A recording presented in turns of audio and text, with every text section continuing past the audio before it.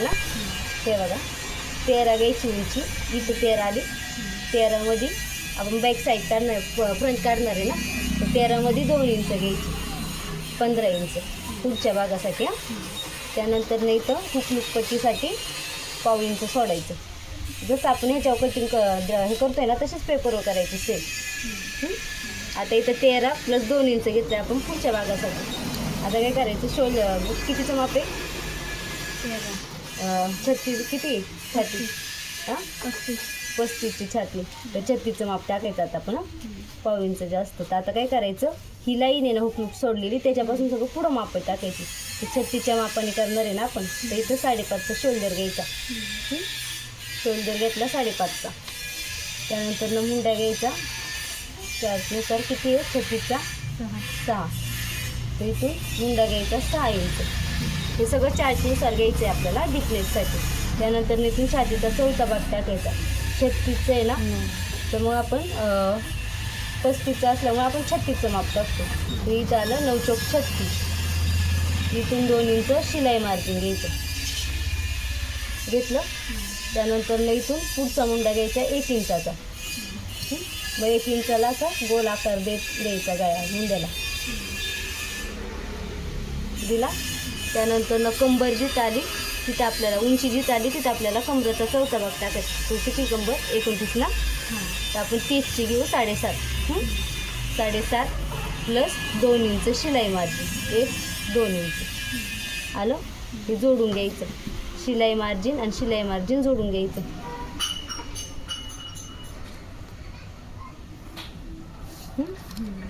आता पुढचा गळा घ्यायचा.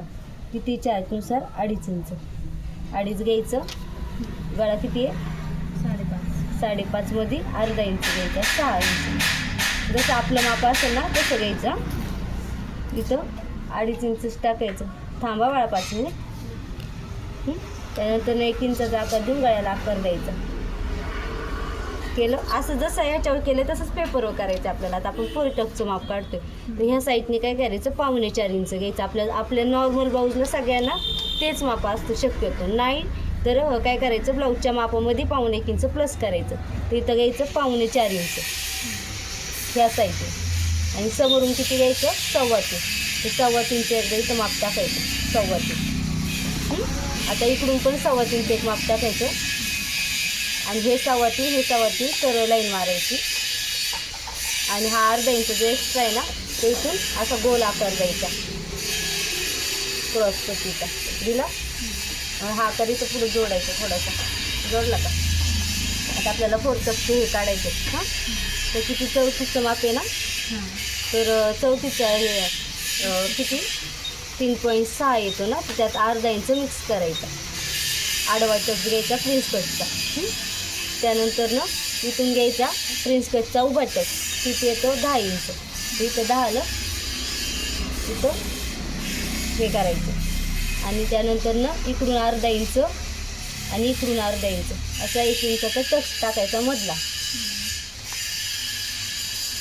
इथं काय केलं आपण, इथून प्रिन्स कटचा आडवा टक्स प्लस अर्धा घेतला. म्हणजे इथून आपण इथं येणार आपला आडवा टक्स, हा अर्धा इंच शिलाईत जाणार. प्रिन्स कटचा आडवा टक्स प्लस अर्धा इंच. आणि इथं उभा हां अर्धा बघा इथं येतो आडवा टक्स, त्यात अर्धा इंच प्लस केला जो शिलाईत आपला जाणार. म्हणजे हा शिलाईत गेला की बरोबर हा येतो, त्यामुळे अर्धा इंच एक्स्ट्रा घ्यायचा.